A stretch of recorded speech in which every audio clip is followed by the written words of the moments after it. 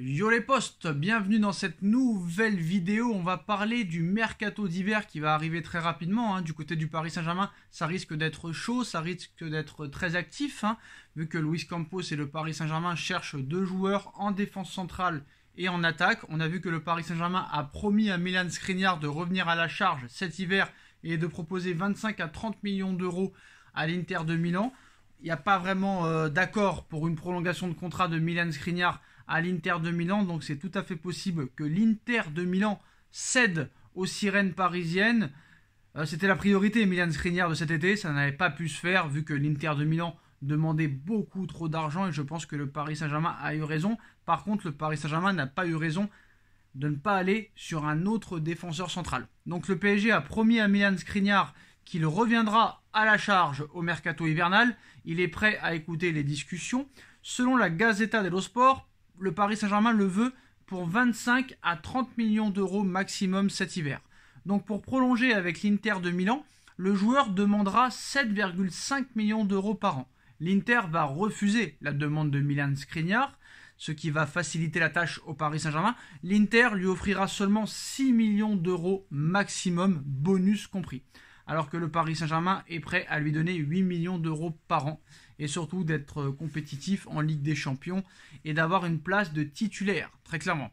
Il y a de grandes chances que l'Inter de Milan se fasse éliminer dès les poules de Ligue des Champions, étant donné que l'Inter de Milan est dans le groupe du Bayern de Munich et du FC Barcelone. Il y a de très grandes chances que l'Inter n'aille pas en huitième de finale de Ligue des Champions. L'Inter a fait un début de saison catastrophique comme Milan Skriniar. Est-ce que cet échec de ne pas venir au PSG explique le très mauvais début de saison de Milan Skriniar? C'est tout à fait possible, mais on va parler aussi d'autres choses, les postos. C'est le mercato que pourrait réaliser le Real Madrid l'été prochain. On sait que le Real Madrid a fait beaucoup d'économies ces dernières années. Ils n'ont presque pas recruté. Bon, c'est vrai, cet été, comme lors des précédents mercatos, le Real Madrid a été plutôt discret avec seulement 2 recrues. On se rappelle Camavinga en 2021 pour 35 millions d'euros, c'était la seule recrue, avec Alaba gratuite en 2020.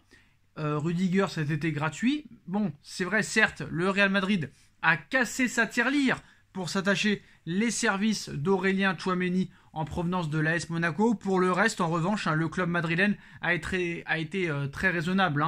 Uniquement à la signature d'Antonio Rudiger, libre de tout contrat après son refus de prolonger avec Chelsea. Dans les prochains mois, le Real Madrid, qui n'a pas réussi à mettre le grappin sur Kylian Mbappé ni sur Erling Haaland, qui étaient des priorités, pourrait faire quelques folies l'été prochain. Et pour cause, à en croire les informations obtenues par le journal AS, le champion d'Espagne en titre dispose de liquidités lui permettant de faire quelques folies lors du mercato d'été 2023. En effet, l'argent ne sera pas un problème au Real Madrid l'été prochain puisque le journal madrilène détaille que le Real Madrid a actuellement 425 millions d'euros à disposition. 425 millions d'euros. C'est énormissime. Une somme qui va encore grossir dans les semaines à venir. Donc on peut s'attendre à un mercato XXL au Real l'été prochain en 2023. Alors effectivement, le Real Madrid a d'ores et déjà prévu de se séparer de plusieurs joueurs tels que Mariano Diaz ou encore Marco Asensio, ce qui va encore faire baisser la masse salariale du club. Une excellente nouvelle pour les supporters du Real Madrid ainsi que pour leur président Florentino Pérez, lequel a l'intention de profiter de sa bonne gestion sur les années précédentes et de cet argent à disposition pour continuer de rajeunir l'effectif du Real Madrid et monter très clairement et recruter une équipe ultra compétitive pour les années à venir.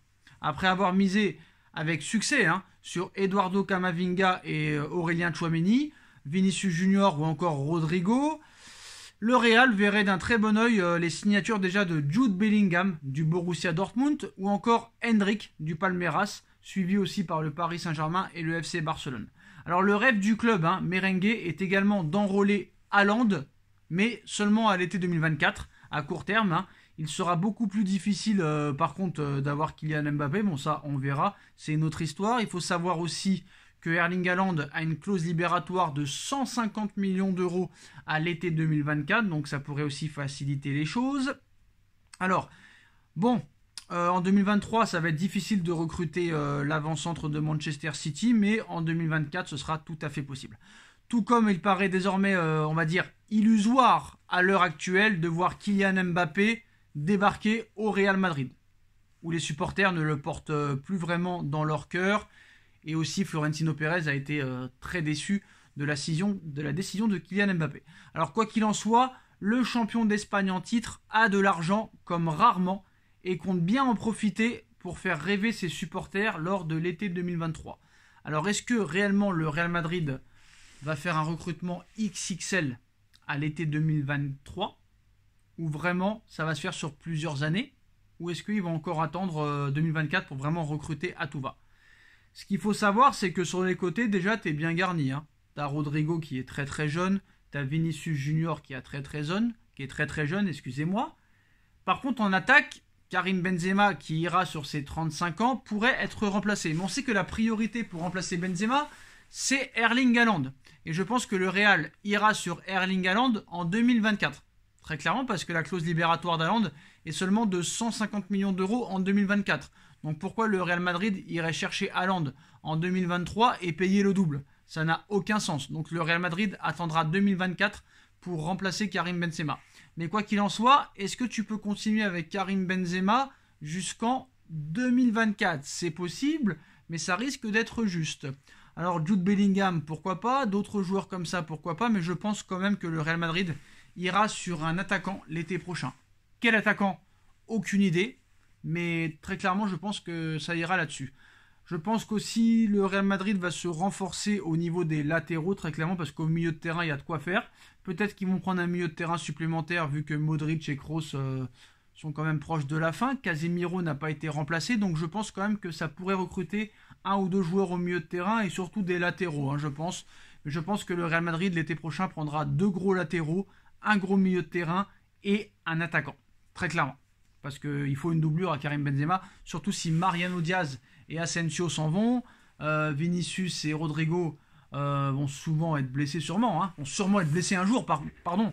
Peut-être pas souvent, mais vont un jour être blessés, ça c'est sûr et certain. Et il faudra qu'il y ait des remplaçants de qualité. Donc voilà, Florentino Pérez, c'est ce qu'il fait. À l'heure actuelle, le Real Madrid est le club le mieux géré, le club le mieux dirigé, le club qui a le plus grand palmarès de l'histoire du football. Donc à un moment donné, on ne peut pas lutter contre la vérité, très clairement. Alors on verra comment ces 425 millions d'euros vont être utilisés. Il ne faut pas oublier que le Real Madrid avait aussi préparé beaucoup d'argent pour l'arrivée de Kylian Mbappé et d'Erling Haaland. Et en plus de ça, d'après les informations de AS, les 425 millions d'euros pourraient se transformer en 600 millions d'euros au mois de juin 2023. Donc peut-être que le Real Madrid aura 600 millions d'euros pour recruter à l'été 2023. Et oui, c'est ça, de faire des économies pendant plus de 5 ans. Et surtout, en plus de ça, faire des économies et gagner des Ligues des Champions, gagner des championnats d'Espagne. C'est la classe du Real Madrid, malheureusement, que beaucoup de clubs devraient imiter. Donc voilà, les postos, en tout cas, à l'heure actuelle, le Real Madrid aurait une enveloppe de 425 millions d'euros pour recruter l'été prochain. Ça risque de bouger du côté de Madrid à l'été 2023, vu que l'enveloppe pourrait grossir. Dites-nous en commentaire ce que vous en pensez. On like, on partage, on commente, on s'abonne et on se retrouve très vite pour une nouvelle vidéo, les postos. Tchuss.